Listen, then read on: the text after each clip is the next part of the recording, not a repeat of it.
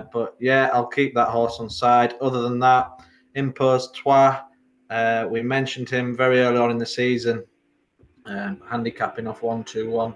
Obviously, as Liv mentioned earlier, Nicky Henderson, not quite sure on how the horses are in the yard at the moment. But yeah, 𝗗𝗪𝗡𝗪𝗏 would be one that I still think has got a few pounds in hand, especially finishing the 𝗋𝘪𝘨𝘪𝘵𝗀.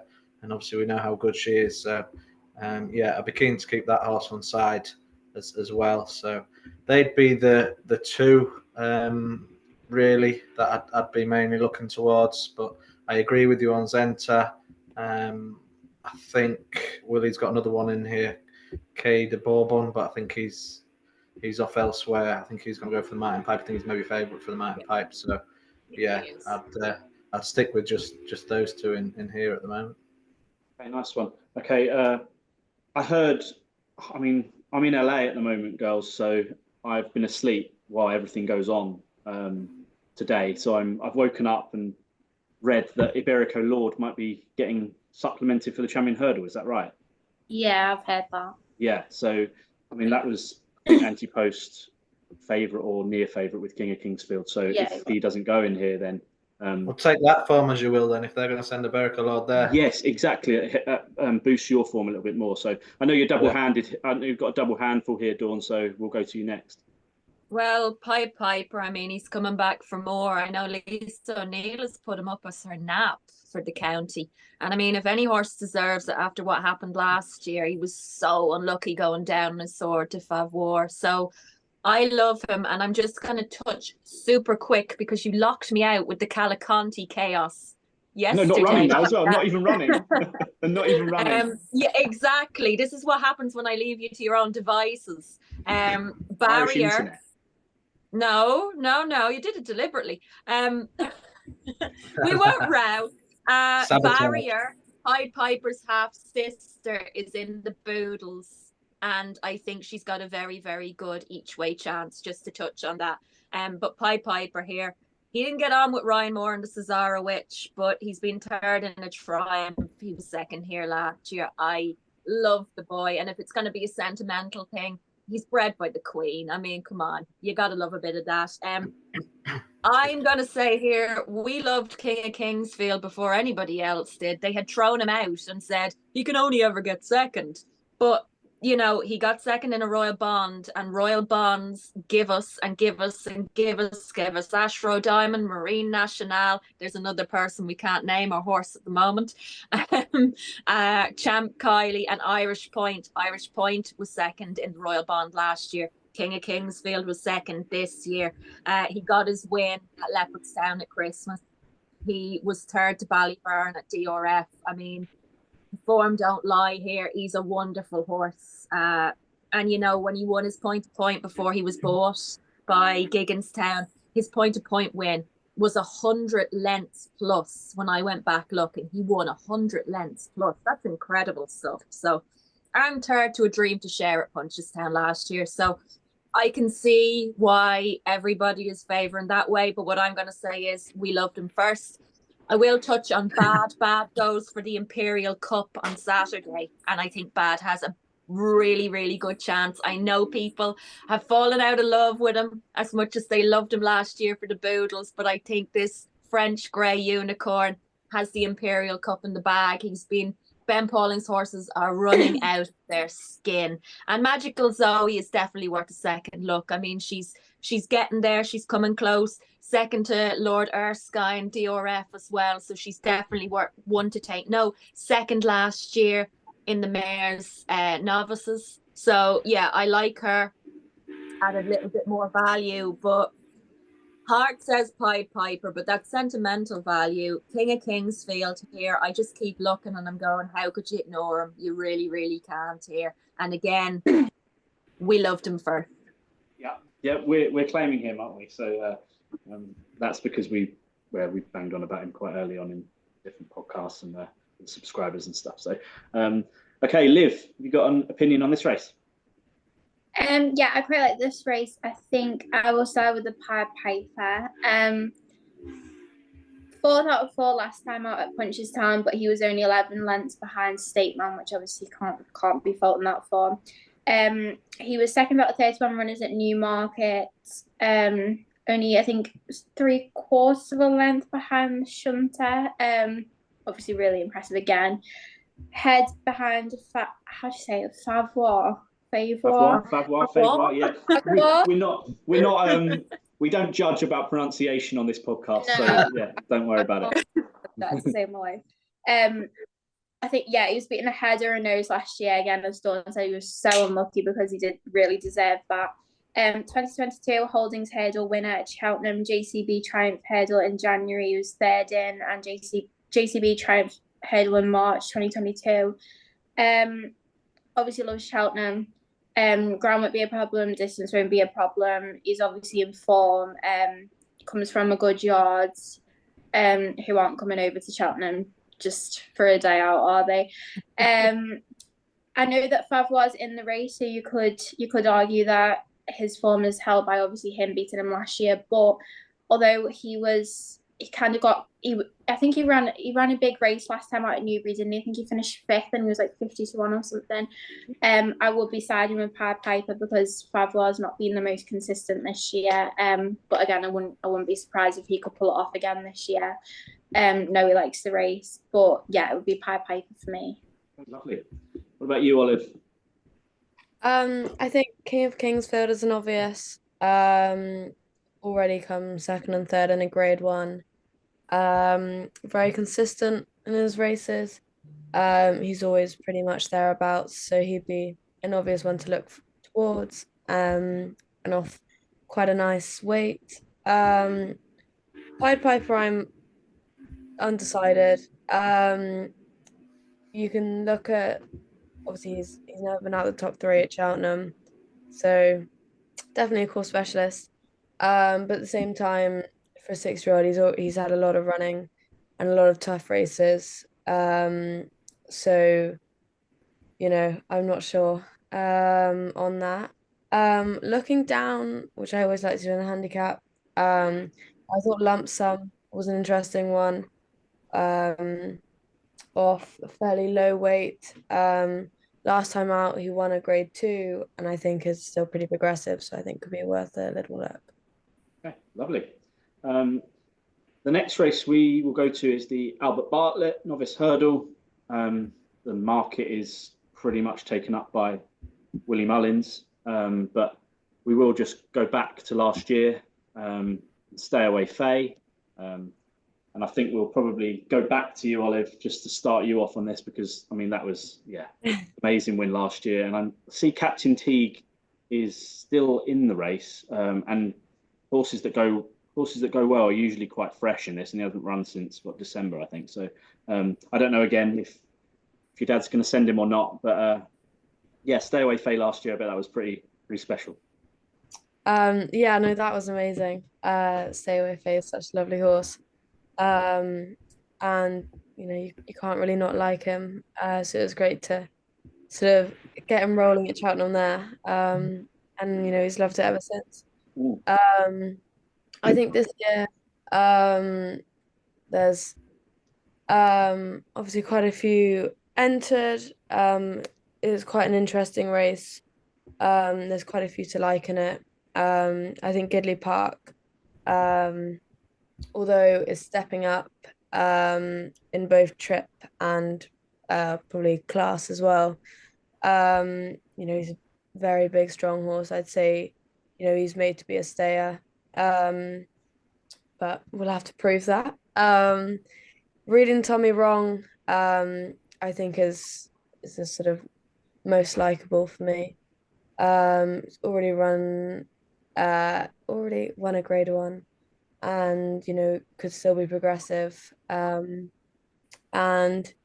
Dancing City as well has won a Grade 1 as well. So I think those two could be quite hard to beat. Yeah, the Willie Mullins brigade. Again, we don't know who he's going to send and where they're going to go half the time, do we? So, but yeah, Dancing City was a bit of a shock winner at DRF, but it was pretty impressive that day as well. Dawn, what do you think? Well, I do agree with what Olive's saying here. I know you guys were talking about reading Tommy Wrong last night, but there is so much talk about him for the Albert Bartlett, which it does kind of. We all read Tommy Wrong at Lawler's, and I mean, he proved us all wrong. He was so good, and how he went off with that price was nuts.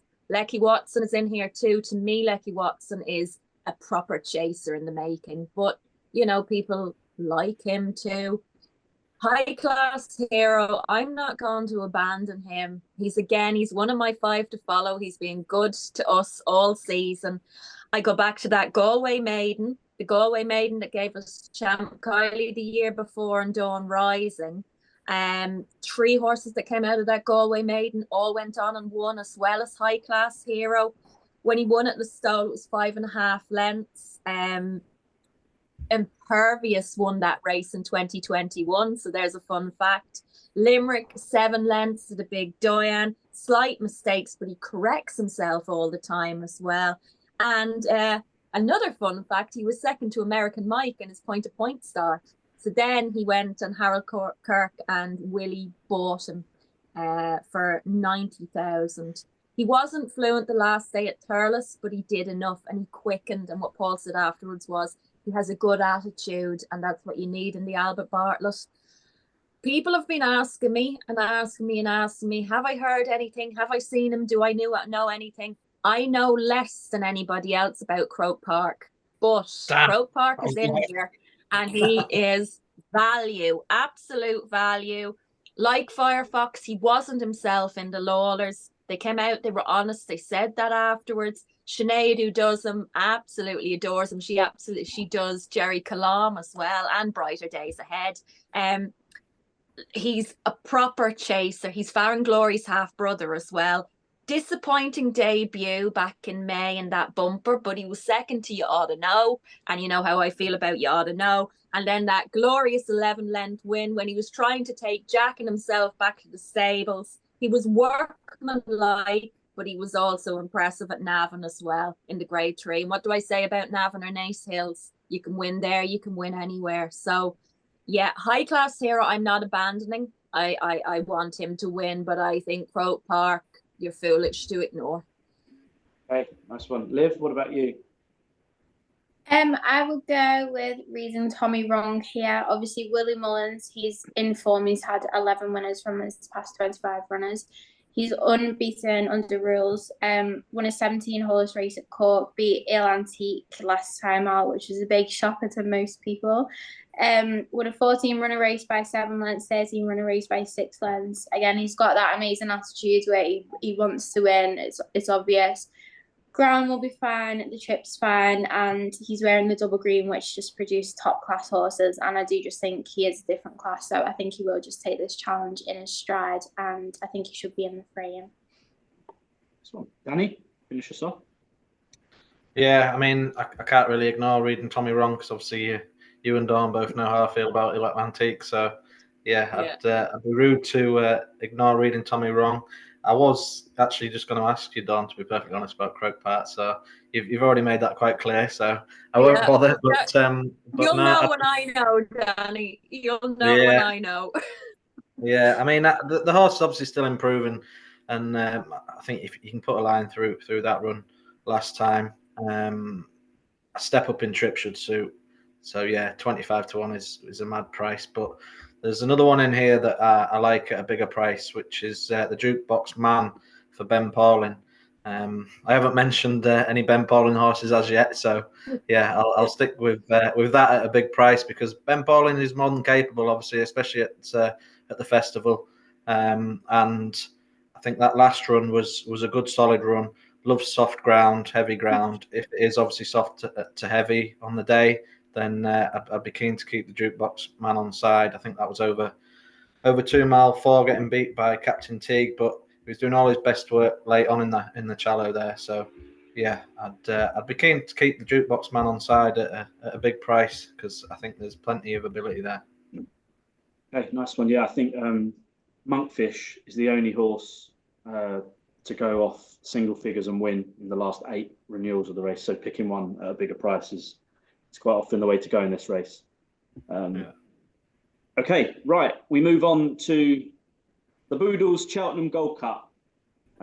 We've got obviously all the horses we know in this race. 𝗗𝘗𝗪𝗏𝗏, Brave Man's Game, Shishkin. That would be my tri-cast for the race this year.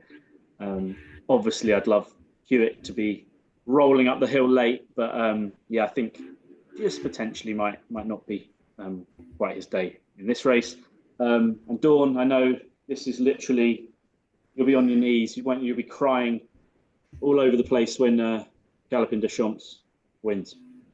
The horse just makes me emotional. He does. Every time I see him, he makes me emotional, and I go back and I'll say it one more time with feeling that getting to walk last year Leckland Bridge in the rain with 𝗗𝘗𝗪𝗏𝗏𝗏 when he won the Gold Cup, with the Mullinses, with the Turleys, Maureen Mullins was there, and it was just, and everybody then afterwards, they got their photo opportunities. The horse is such a gentleman. There was kids between his legs, and he didn't nudge even. And like Adam is his boy, the two of them together are just a proper unit. And this horse just makes me smile. He is, and Olive might back me up here, if he does this, they're saying you can talk about him along the same lines as 𝘋𝘪𝘨𝘪. And I know nobody wants to compare or contrast or anything else, but what he did at Christmas, I mean, the lengths he left between himself and the rest, and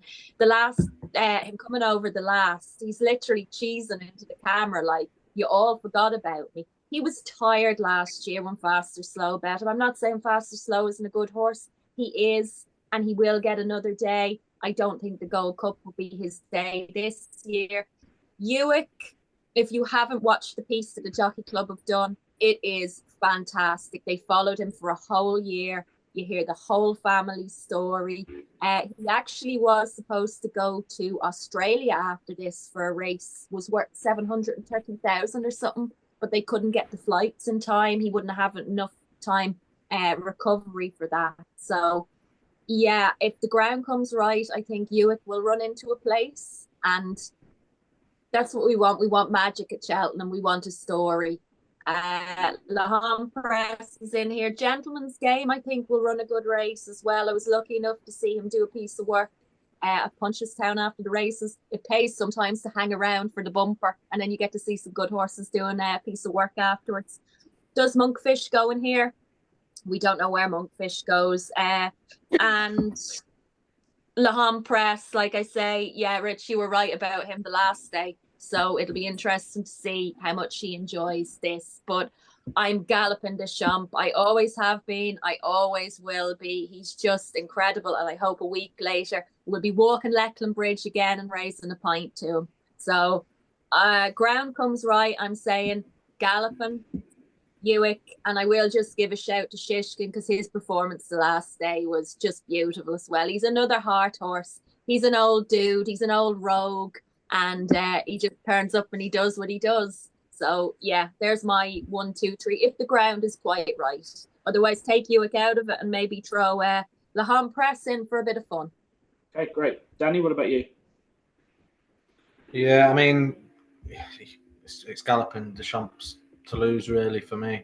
I don't even think the race was run to suit last time. I didn't think that Paul Townend gave him that great a ride, to be fair, last year.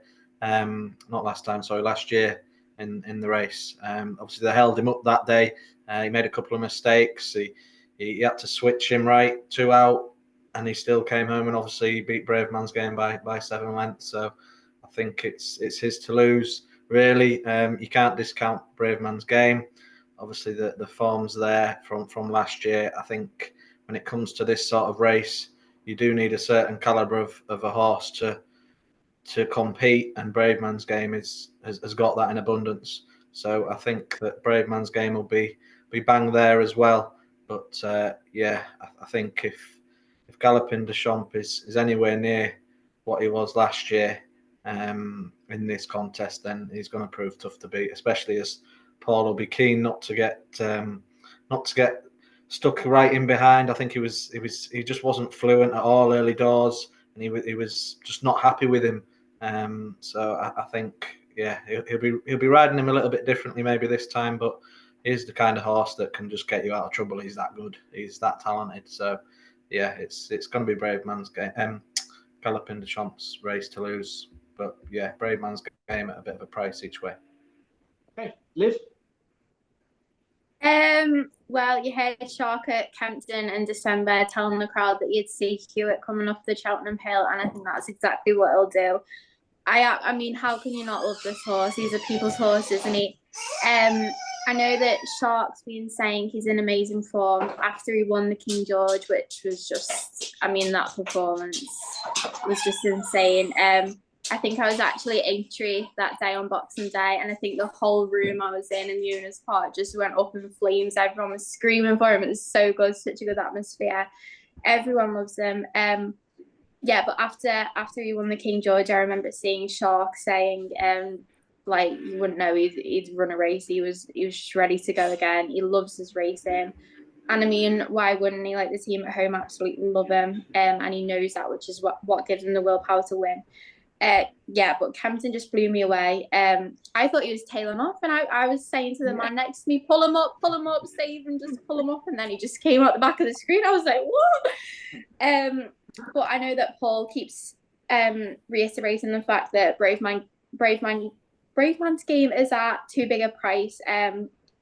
Everything I've seen about him on social media has all been so positive. I saw a picture of him the other day. I think it was a media press day at Paul's Yard, and he looked phenomenal. So I wouldn't be surprised if he was in the mix either. And obviously, I mentioned to Hewitt last year in the Gold Cup, he was absolutely cruising, and I was so desperate for him to get up there. And I mean, that fall was so heavy. So I was just glad to see him get up. But for him to get up and then go and win the King George a few months later was just like, you know, again, he's got that determination, he's got that attitude, and I'd absolutely love to see him win this. Great, lovely. Olive, what about you? To win, I have to go with 𝗗𝗏𝗪𝗡. I think when he returned this season, he was third. You know, at the race him and Braveman had last year, definitely took its toll on both of them. In the Gold Cup, and but you know, he's straight back to form, and I think he's pretty unbeatable in this race this year. I find it hard to go with 𝗗𝗏𝗪𝗡. I just think he's too unpredictable now. Of course, he's a horse that deserves to win it as well, but I just find it hard to trust his consistency now. Obviously, Hewitt, you can't not like him. And God, that would be amazing if he could win again. And I think Braveman for me, you know, of course, he's been trained for next week. That was always going to be the goal. You know, I'd be lying to say he's been unlucky the last few times. I think it's easy to find excuses. But you know, I think he should have been there and he wasn't. But I'd say he'll be very ready for next week. And you start off saying, "Oh, Galloping des Champs." I was like, "Hope your dad's not listening to this." No, but that instilled me with confidence, Olive. I was going, "Whoa, brilliant! Oh my God, she's not going with her heart. Fantastic." I'd love to say brave man, but he can't find excuses for him. No, yeah, I agree. I think you've been very honest there. You've been very honest there, and that's it's true. Okay, the next race is the one we all want to hear from you, Olive. It's the St James's Place Festival Challenge Cup Open Hunters Chase. 𝗗𝗪𝗪𝗏 Flyer. I mean, you must have had an incredible day last year spinning around there. Did you finish third? Yeah, third. Yeah, that is unbelievable. So you're a Cheltenham Festival placed jockey, and hopefully, obviously, the horse is obviously right because you won on him only a few days ago. And is the plan to go there and run and hopefully go do better this year? Yeah, well, last year it was my first ride around Cheltenham, and my mum, she's a massive worrier. You know, I'd sort of told her all day, no, we're just go nice wide, you know, just enjoy today, no pressure. And I walked the course with 𝗋𝘪𝘥𝘪𝘵𝘃, who helped me a lot last year, last 2 years. And we stepped out on the track and he said, "Do you want to win it?" And I said, "Are you being silly for even asking that question?" So we walked the track right around the inner. You know, I was very lucky and the gaps came at the right places, and 𝗗𝗪𝗪𝗏 was a complete professional, so I was very lucky to be partnered with him. And hopefully this year I'm a year the wiser, and hopefully, you know, he's 14 now, so this will be his last year, and it'd be amazing to have him up there again. Yeah, I mean, I think maybe you need to walk the track with Mick again and get the insight on where the best ground is. And yeah, but all the very best of luck. And obviously, hope you and the horse are back safe first and foremost. But yeah, we'll be definitely cheering you on in that and the other race, which you're going to get a ride for. So yeah. Liv, do you fancy anything in this?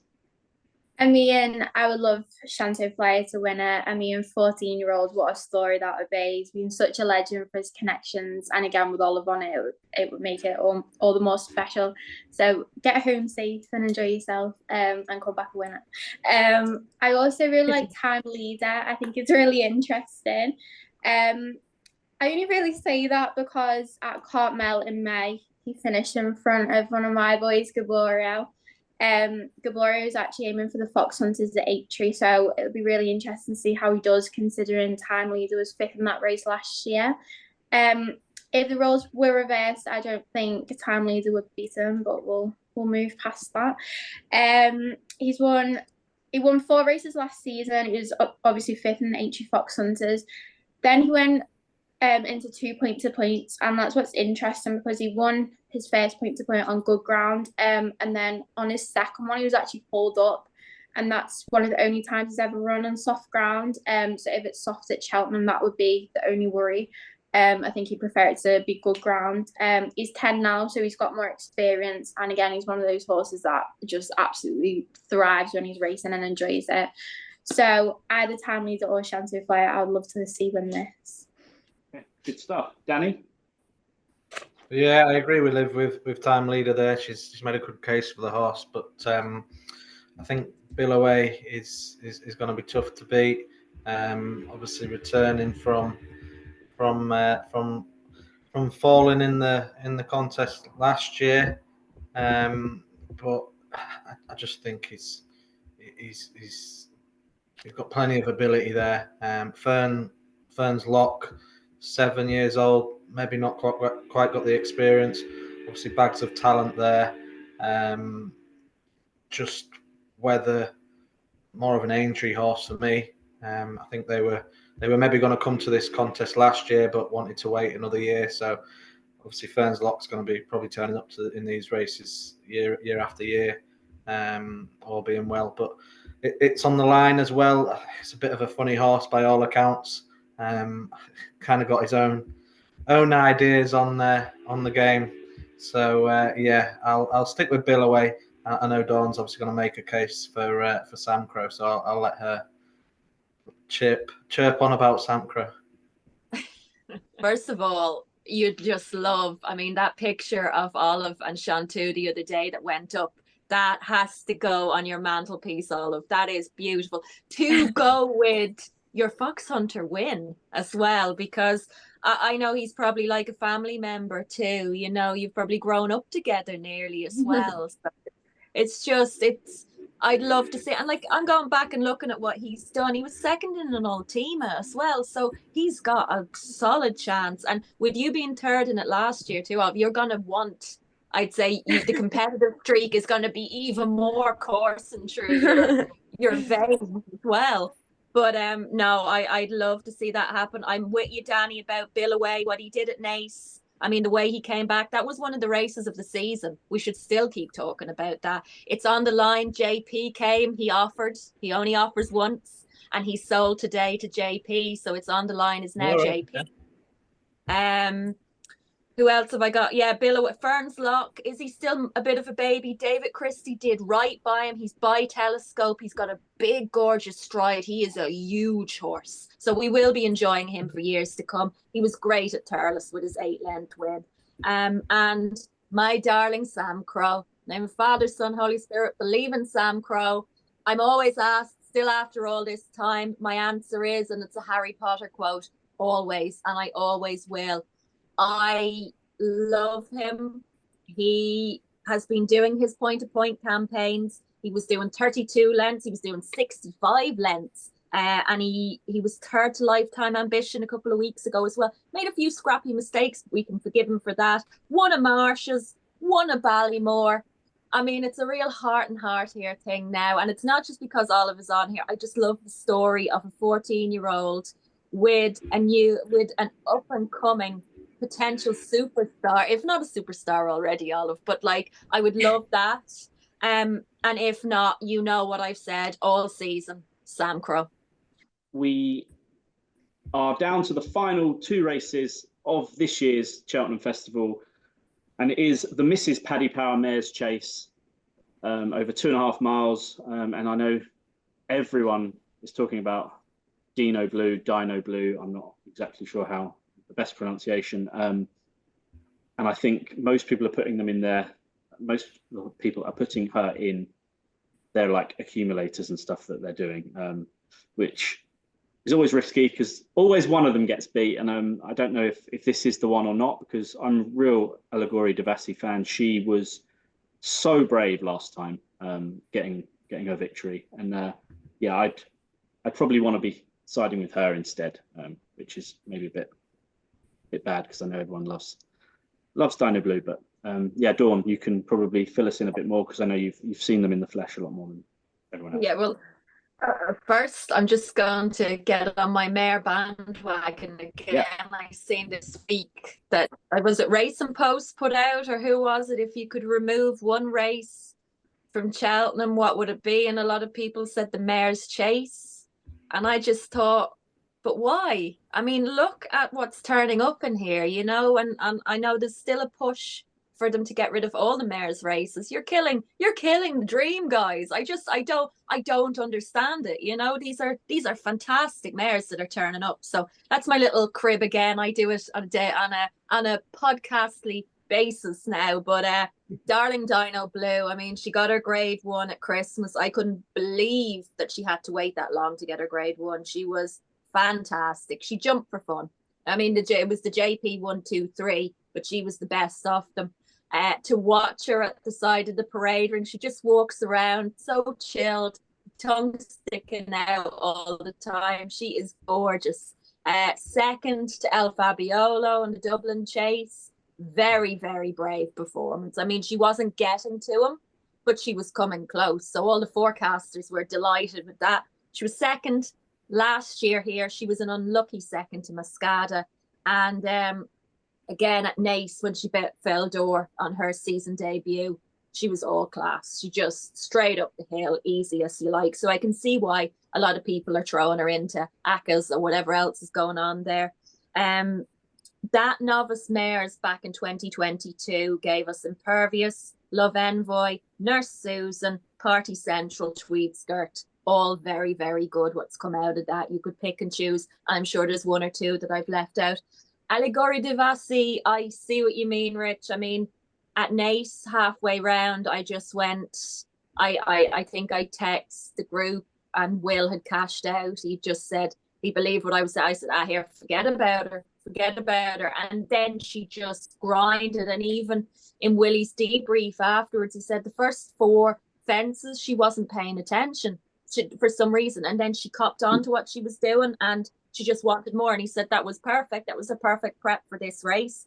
Bride's Hill, the last day, Keaton the seat with the red gloves in Huntington, brilliant. I mean, it was a bit of a jokey type of to take her that day because she was too good. And I will give a shout to Marsh Wren, who came over 2 weeks ago at Thurles, who bet Harmonia Maker for Stuart Edwards, Kieran Gettings rode her. I thought she was very, very impressive. And I think for a smaller trainer, she should get a bit of support. I mean, she's massive value here. I was super impressed. And Thurles was alight with having one of your guys coming over from that side of the pond. So I'm still, as much as it hurts me to leave 𝗗𝗪𝗪𝗏𝗂 alone, because I think she deserves her day after what happened last year with Impervious. I mean, the two of them were like two ladies in the boxing ring going toe to toe. I'm going to stick with Dino Blue. What I've seen this year in the flesh, I can't ignore. And she'll definitely be going on to one of my ACCAs. Okay, Danny, what about you? Yeah, I can understand where people are coming from with Dino Blue. Obviously, the form in the book. I'm just the only thing that would concern me would be the trip. To be perfectly honest, I wouldn't really want to be taking even money. I'm not entirely convinced by the trip, especially if it is heavy going. To be perfectly honest, but I do like Limerick Lace. Obviously, has to improve to maybe be challenging the top 2. Usually, it does involve the top 2. This type of race, this contest, but yeah, I do think she's got. I think she's got bags of ability. I think she's got a turn of foot. I think she's got stamina in abundance as well, and she's by that sire walk in the park as well. Gavin Cromwell knows the family real well. She's related to her. I like the way you're thinking. I know the way you're thinking. And a few other horses, Walk Me Home, Spades of Trumps, all obviously trained by Gavin Cromwell, who's done really well with the family. So he knows the family well. And I think if you can get an each way price on her, then she might be there or thereabouts. She gets a bit of weight as well from the top 2. So I'll stick with Limerick Lace and yeah, just be wary of Dino Blue at that trip. Not saying she won't see it out, but from my perspective, that's enough to put me off at that kind of price. Okay, great, thank you. Olive, what about you? I definitely agree with that. At first glance, Dino Blue would definitely be right up there. Already second in a grade 1, first in a grade 1 on the last couple of starts. Very consistent, obviously. So I think she would on paper be the one to beat, but obviously hadn't had that step up and trip yet. So there is that question if it is going to be a bit of a stayers trip. If it's soft, but in that case, I think Limerick Lace, who has already run over 3 miles and was second, so definitely stays. I think that could come into play, as well as where is it? 𝗗𝗪𝗪𝗏𝗂, who loves it soft as well. So I think there is definitely a bit of ground to come into play with what is going to be between those 3. Great, yeah, I think the top of the market usually it's one of the newer races, isn't it? So I can't fall back on a load of trends, unfortunately. Can't get your trends for I this can't get one, my trends out for this one. Okay, right, Liv, finish us off with this race. Well, I don't know why there's talk about getting rid of races like this, because it's races like this that make me really excited for Cheltenham. I think this is such an interesting one. I would have to go with Shino Blue, as boring as it is, as the evens favourite. 2023 form, second, first, and then second to 𝗋𝘗𝘃𝗪𝘏𝘀. I mean, you can't doubt that. She'll like the soft ground, if it is soft when it comes to it. Still quite a young horse, but now more experienced. Obviously won a grade 1, second in a grade 1. Again, the trip would raise question marks around the price. Like, I don't really see why people would be taking that price when there's just kind of a doubt about the trip, because it's such a crucial part to it. But it's the Willie Mullins and JP McManus duo, and you just can't fault them, especially at Cheltenham. So I'd go for her. Okay, great. The last race is the Martin Pipe Conditional Jockeys Handicap Hurdle. I was looking through this, and I cannot believe 𝗗𝘗𝘪𝘵𝗪𝘏 won this in 2021 at 8-1. Yep. Wow. I mean, that's ridiculous, isn't it? Yeah, horses with less than 11 stone on the back have never won and have a terrible record. You want to be aged 5 or 6, ideally, and if you're 8 or over, it is a no-go.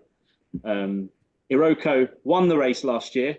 I think the team have making headway in this year, or at least entered. Not sure if that's the plan or not. But yeah, Liv, we'll go to you first, and you can give a little bit more of a love into 𝘋𝘪𝘨𝘪𝘗 if you want, and yeah, give us your selection for this one. I won't get into 𝘋𝘪𝘨𝘪𝘗 because I could go on about them all day. I really could. I love that horse so much. Yeah, making headway is a bit of a weird one. I think he would have a massive chance in a race like that. I think it's his race to a T. I think he would absolutely love it. But he was entered at Kelso last Saturday. He was a non-runner. So I assumed it's obviously come too soon before challenge the giving it a miss. But he's now entered at Sandown for the Imperial Cup Hurdle on Saturday. So again, it'll be interesting to see if he goes there or not. Obviously, it comes from a team that know how to train a Martin Pipe winner now. Shout out to 𝘋𝘋𝘨𝘪𝘗 again. Can't help myself. I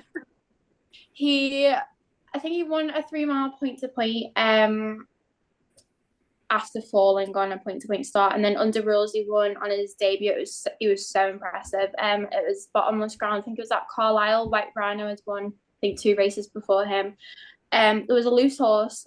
Some people might argue that gave him a bit of guidance, but actually with on rules debut, you think that a loose horse might throw them off a little bit, but he just put his head down, got on with it. He's like at home, he's such a cool horse, like just nothing fazes him. He's a little bit spoiled because he's kind of a your favourite, so he knows everyone loves him. But yeah, he's so chilled. Like he will be such a special horse if he isn't already won already.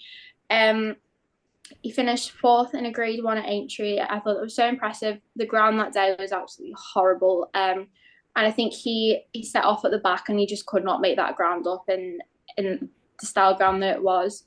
Came second in a grade 2 at Haydock. That performance was like, everyone knew he was good, but they didn't think he'd be putting on a show like that on his second start. And then won last time out. Was it at Newbury? Oh dear, I think it was at Newbury, wasn't it? So yeah, I think that the Martin Pipe would definitely be to his liking. I think they should take a chance there. Again, I'm genuinely not sure if they will or not, but I think he is a Martin Pipe horse through and through. He's currently been going over 2 miles, but I think the step up to 2 mile 4 that the Martin Pipe is, he'll actually prefer it. So we definitely haven't seen the best of him yet. Obviously, if he doesn't go there, I mentioned to No Ordinary Joe purely based on the 𝘋𝘪𝘨𝘪𝘗 form, because we know how good he is. I finished 3rd last time out at Kempton. He's been quite inconsistent this season, apart from last time out. I think he finished only 5 lengths behind the winner. He's beaten 1 length by 𝘋𝘪𝘨𝘪𝘗 last year. I think he was just unlucky up that hill, but he was staying on, so I feel like he can go 1 or 2 places better this year. It was such a good run last year. He was 3rd at Cheltenham in 2021. We know that he likes the course. But yeah, as I say, he's not been in form lately, which is a worry, but I do think he's a horse that loves his racing, so he can just bounce back from that. Lovely. Thanks for that, Liv. Olive, we'll go to you next. Got one in this for the last time. Yeah, I and again, it's an 86 runner. Well, not an 86 Yeah. runner, but entry. Oh, it is, isn't there? Virtually impossible to have a pick, but Son and Gino I do like a lot. Obviously Freddie Gendrell, who we riding him. Rode him last time at Cheltenham and ran very well for fourth. I think if he is on his A game, I think he's got a right chance of being up there. He's very versatile on ground, so I think he's going to be an interesting shout. And horses very much seem to go for Freddie, so that'd be great for him to have another win around there. Another one that I said earlier was Lump Sum. I think he would have a good shout. Obviously, he's got a bit under his belt now as a 6-year-old, winning a Grade 2 last time out. So I think he could be a good shout. Another one is Dolly the Great, who I'm actually based with my mum, not dad, and we had him as a 4-year-old. And he's still very unexposed. I know he's 8 now, but he's still very unexposed. He had a couple of little issues, which is why he's not had much racing, but I think he could be very exciting. And we did all his pre-training when he came back, so it would be great to see him run well. Okay, lovely. Thank you for that. Danny, you can pick the bones out of this one now. I agree in regards to Dolly the Great and Sonagino, to be perfectly honest. But I think 𝗗𝘰𝗪𝗏𝗪𝗏's going to be tough to beat. Obviously, head of the market. That kind of talks for itself, really. But there's one at a bigger price I've got my eye on. A horse called Lucky Place for Nicky Henderson. Actually gave 𝗗𝘰𝗪𝗏𝗪 a bit of a fright. So dependent on how 𝗗𝘰𝗪𝗏𝗪 gets on, would depend on how well I fancy Lucky Place, really. But yeah, I think that was a solid run, and I'm not really sure a lot of people were expecting it. So yeah, I'll keep an eye on Lucky Place, but I agree with Olive in regards to Dolly the Great and Sonagino. Very nice one. Okay, we'll leave it to you, Dawn, to finish us up for the festival. And what have you got for us?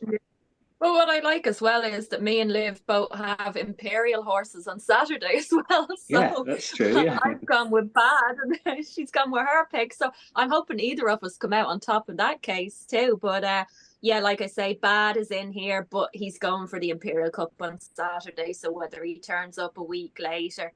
What's Up, Darling? I did mention yesterday for the 𝗋𝘗𝗪𝗏 as well. He is very good. We've seen what he did with 𝗋𝘪𝘨𝘪𝘵𝘪𝘵 giving a stone at Gowran. So I'd keep a close eye on him. Funnily enough, I've 3 Gigginstown on the pages here. I've 𝗗𝘗𝗪𝗏𝗪. I just didn't like his jumping at Clonmel. He was jumping a bit right. I loved him at Naas, but just, I mean, we were praying for him to get home at Clonmel. I mean, the way he came back was good, so I can see why he is the price he is and people are talking about him. I'm amazed, Danny, you left Stellar Story alone because you have 𝗋𝘋 form in there. He's the storyteller's full brother, and the storyteller, you know what he's done at Cheltenham. So he was 4th to Dancing City at Leopardstown, but he wasn't himself. He was 3rd to Slade Steel, and you know how I feel about Slade Steel. Leckie was 2nd in there if you're having a bit of Leckie on Thursday. Like I said, he bet 𝗋𝘋 in his bumper, and he bet Largy Hill at Navan on his maiden hurdle debut. And Largy Hill went and won last week and won easily. Largy Hill is also in the Albert Bartlett to keep a close eye on. You're saying about Galopin Des Champs won this. Banbridge also won this, so there must have been sun out that year. But at a bit of value in here, I also see Joseph has Comfort Zone in here, but we haven't seen Comfort Zone since he ran on the flat in September Champions Weekend. The only reason why I mention him is because of the Lossy Mount form and there's Jazzy Matty form there. So that's the case with that. But I'm having a bit of Stellar Story should he run. And if Brilliant. He doesn't, I'm having a little bit of What's Up, Darling. And if he doesn't, I'm having 𝗗𝘗𝗪𝗏𝗪𝗏. Okay, so it's a Giggo. Any of the Giggos that run.